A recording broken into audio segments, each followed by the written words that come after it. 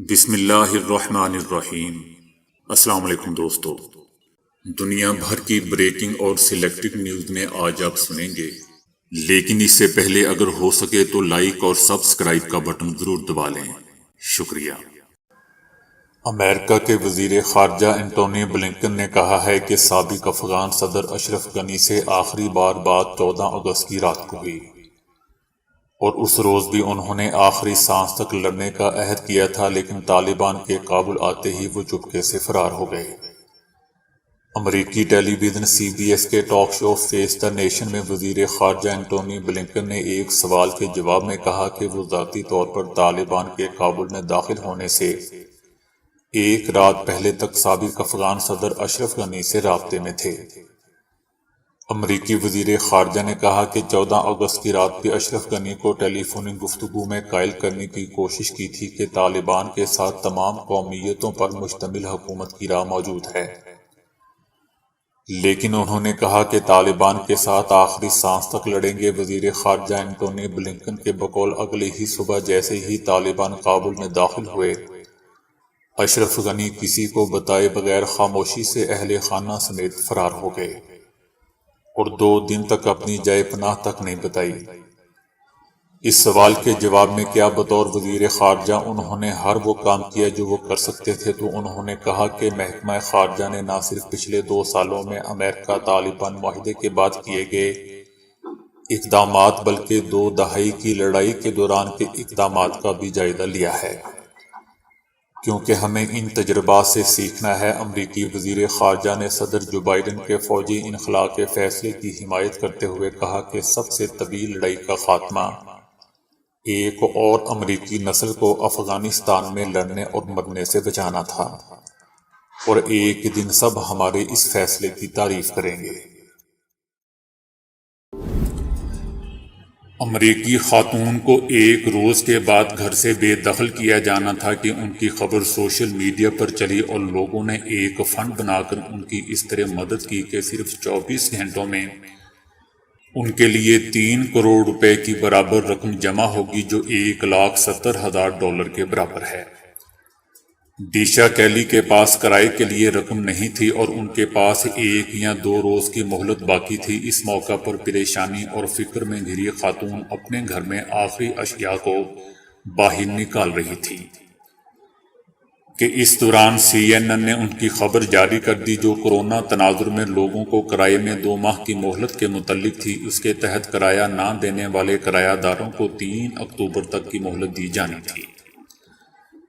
تاہم بعد ریاستوں نے اس کا اطلاق مختلف انداز میں کیا تھا۔ 32 سالہ ڈیشا اپنے 3 بچیوں کے ساتھ رہتی ہے۔ کاروبار بند ہونے سے وہ تنخواہ سے بھی محروم ہے۔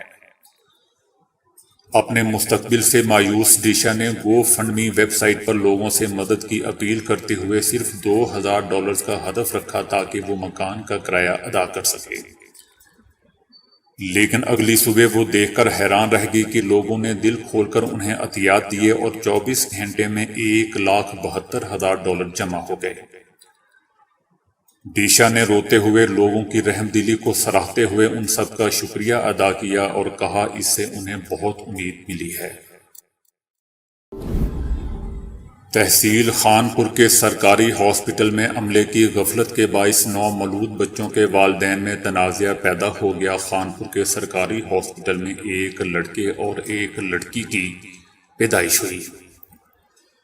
دونوں خواتین نے لڑکے کو اپنی اولاد قرار دے دیا۔ ڈاکٹر کے مطابق آمنہ زوجہ رفیق کے ہاں بیٹا اور مجیدہ زوجہ فاروق کے ہاں بیٹی کی پیدائش ہوئی، لیکن عملے نے ٹپ لینے کی خاطر دونوں خواتین کو بیٹے کی مبارکباد دے دی، جس کے بعد 9 مولود بچوں کی ولدیت پر تنازعہ پیدا ہو گیا۔ دوستو، رپورٹ آنے کے بعد بچے اور بچی کے حقیقی والدین کا پتہ چل جائے گا، لیکن یہ یاد رہے کہ یہ سرکاری ہاسپٹل تھا جہاں کورونا کا ٹیسٹ کروانے جائیں تو ملیریا کا ہو جاتا ہے۔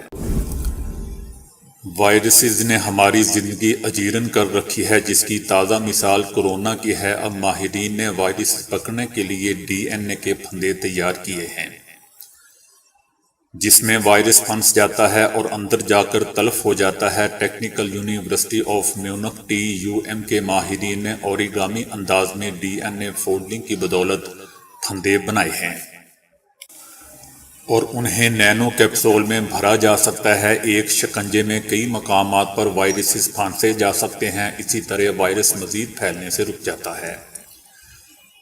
ڈی این اے اوریگامی سے 180 حصوں پر مشتمل نصف خول تیار کیا گیا ہے، جس کے درمیان کی جگہ خالی ہے جہاں وائرس بیٹھ جاتا ہے۔ مختلف تجربات میں اس میں وائرس اور انسانی خلیات کو کامیابی سے جکڑا گیا ہے۔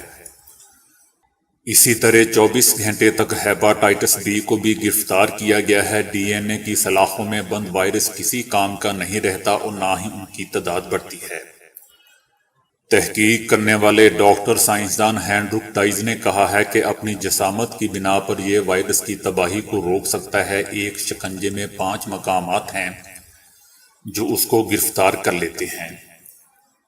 اس طرح کئی کیس میں 80% کامیابی حاصل کی گئی ہے۔ ڈی این اے شکنجے کو جسم میں دوا پہنچانے اور جین تھراپی کے لیے بھی استعمال کیا جا سکتا ہے۔ اس طرح یہ دواؤں کی سواری بھی بن سکتا ہے۔ 3D پرنٹنگ اور جدید ترین حیاتیاتی مادوں سے ایک پابند تیار کیا گیا ہے جو ٹائپ 1 شوگر مریضوں کے لیے حسب ضرورت انسولین خارج کرتا رہے گا۔ یہ تحقیق اپنے آخری مراحل میں ہے، جسے رائس یونیورسٹی کے بائیو انجینئر نے ڈیزائن کیا ہے۔ اسے شوگر کی عالمی تنظیم JDRF نے ڈیزائن کیا ہے۔ یہ کاوش 2 PhD طالبہ اور ان کے استاد نے کی ہے، جن کے نام امید وائسے اور جارڈن ملر ہے۔ جارڈن ملر گزشتہ 15 سال سے ایسے پابند کی تیاری کر رہے تھے۔ اس میں انسانی خلیات یعنی سٹیم سیلز کو بائیو انجینئرنگ سے بدل کر ایسے بیٹا خلیات میں بدلا گیا ہے جو وقت پڑنے پر انسولین کی درست مقدار خارج کرتے ہیں۔ اس طرح خون میں شوگر گلوکوز کی مقدار کو ایک خاص درجے پر رکھا جا سکتا ہے۔ ڈاکٹر ملر کہتے ہیں کہ انسانی لبلبے میں خلیات ایک خاص انداز سے مرتب ہوتے ہیں اور ان میں خون کی رگیں ایک انداز سے مرتب ہوتی ہیں۔ دونوں ماہرین فطرت کے یہ نقوش ایک چپ پر چھاپنے کا ارادہ کیا اور اس پر دن رات تحقیق کی۔ اس ضمن میں پہلا ہدف ٹائپ 1 شوگر کو بنایا گیا، جو کہ ایک امنیاتی بیماری ہے۔ اس بیماری میں لبلبہ انسولین کی افزائش روک دیتا ہے، جسے ٹیکوں سے پورا کیا جاتا ہے۔ اس کام کے لیے بیٹا سیلز کو جینیاتی انجینئرنگ سے گزارا گیا تھا جو خون کی سطح میں اتار چڑھاؤ کو فوری طور پر محسوس کر سکتے تھے، لیکن اس کے لیے ضروری تھا کہ پیوند کو جسم کے اس مقام پر لگایا جائے جہاں وہ خون میں شوگر کی زیادتی کو محسوس کر کے اصل لبلبے کی طرح انسولین خارج کر سکے۔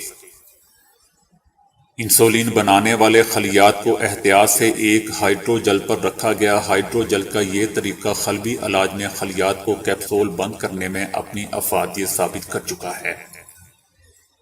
ان گول موتی نما کیپسول جن میں اتنے باریک سوراخ بنائے گئے ہیں جن سے انسولین خارج ہوتی رہتی ہے، ایک پابند کئی ماہ یا 1 سال تک انسولین خارج کرنے کے لیے کافی ہوگا۔ کسی حادثے کی وجہ سے یادداشت چلے جانے کی کہانیاں اکثر فلموں اور ڈراموں میں ہی دکھائی دیتی ہیں، لیکن ایسا ہی ایک سچا واقعہ امریکی ریاست ٹیکساس میں ہو چکا ہے، جو آج کل سوشل میڈیا پر بھی خوب وائرل ہو رہا ہے۔ ڈینیل پورٹر نامی ایک 36 سالہ شخص جب پچھلے سال ایک صبح بیدار ہوا تو وہ اپنی 20 سالہ زندگی بھول چکا تھا اور خود کو اسکول میں پڑھنے والا 16 سالہ لڑکا سمجھ رہا تھا۔ اس کی یہ کیفیت آج تک برقرار ہے۔ اس کی شادی 2010 میں ہوئی تھی اور آج اس کی بیٹی 10 سال کی ہو چکی ہے۔ اس قصے کی ابتدا پچھلے سال جون میں ہوئی جب ڈینیل اپنی بیوی اور بچے کے ساتھ اپنے والدین کے گھر منتقل ہوا تھا۔ والدین کے گھر پر وہ اسی کمرے میں رہ رہا تھا جہاں وہ شادی سے پہلے اسکول کے زمانے میں رہا کرتا تھا۔ ایک صبح جب وہ اٹھا تو اپنی پچھلی 20 سالہ زندگی بھول چکا تھا اور خود کو 16 سالہ لڑکا سمجھ رہا تھا۔ ڈینیل کی بیوی رتھ اس کے ساتھ ہی سو رہی تھی، جسے دیکھ کر وہ پریشان ہو گیا کہ آخر یہ کون ہے۔ اسی پریشانی میں اس نے بستر چھوڑا اور آئینے کے سامنے پہنچا تو کسی موٹے ادھیڑ عمر آدمی کا عکس دیکھ کر مزید حیران ہو گیا۔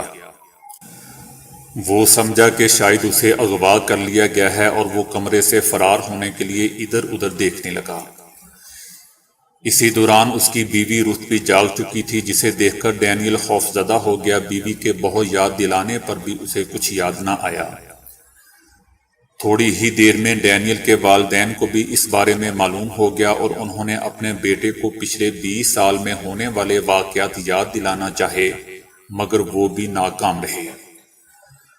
اسے نہ تو یہ یاد تھا کہ اس کی شادی ہو چکی ہے اور نہ ہی اپنی بیٹی یاد تھی جو اس وقت 9 سال یا 10 سال کی ہو چکی تھی۔ فوری طور پر ڈاکٹر سے معائنہ کروانے پر معلوم ہوا کہ ڈینیل کی یادداشت جا چکی ہے۔ البتہ ڈاکٹرز کا کہنا تھا کہ یہ کوئی عجیب بات نہیں ہے اور اس کی یہ یادداشت کچھ عرصے میں واپس آ جائے گی۔ پھر دن پر دن گزرتے گئے، لیکن ڈینیل کی حالت آج تک 1 سال گزر جانے کے بعد بھی ویسی کی ویسی ہی ہے۔ وہ آج بھی خود کو اسکول میں پڑھنے والا لڑکا سمجھ رہا ہے، تاہم اپنی بیوی اور بیٹی کے ساتھ اجنبیت کا 1 سال گزرنے کے بعد وہ ان سے خاصا مانوس ہو چکا ہے۔ یادداشت جانے کا یہ فلمی قسم کا واقعہ ڈاکٹروں کے لیے بھی حیران کن ہے، کیونکہ ڈینیل کی یادداشت کا ایک حصہ مکمل طور پر ختم ہو چکا ہے، لیکن ہوش سنبھالنے سے لے کر 16 سال کی عمر کو پہنچنے تک تمام یادداشت بالکل محفوظ ہیں۔ ایسا کیوں ہوا ہے؟ اس سوال کا جواب ڈاکٹرز کے پاس بھی نہیں ہے۔ البتہ ڈاکٹرز کا خیال ہے کہ شاید اس کی وجہ ڈینیل کے دماغ پر مسلسل پڑنے والا دباؤ ہے، کیونکہ پچھلے چند سال سے وہ مسلسل شدید مشکلات کا شکار رہا ہے۔ پہلے اس کی نوکری گئی اور بعد میں جمع پونجی ختم ہو گئی، لہٰذا اسے کرائے کا مکان چھوڑ کر اپنے والدین کے گھر منتقل ہونا پڑا۔ ڈاکٹرز کا خیال ہے کہ ڈینیل کے دماغ پر ان حالات کا دباؤ ناقابل برداشت ہو چکا تھا، جس کی وجہ سے اس کے ذہن نے لاشعوری طور پر 20 سال کی یادیں مکمل طور پر ختم کرنے کا فیصلہ کیا۔ البتہ یہ صرف ایک مفروضہ ہے، کیونکہ 2 دہائیوں پر پھیلی ہوئی یادیں اس طرح مکمل صاف ہو جانے کا کوئی عملی میکانزم آج تک ڈاکٹرز کے علم میں نہیں ہے۔ تو دوستو، ابھی کے لیے اتنا ہی۔ ویڈیو کو لائک اور شیئر کرنے کا بہت بہت شکریہ۔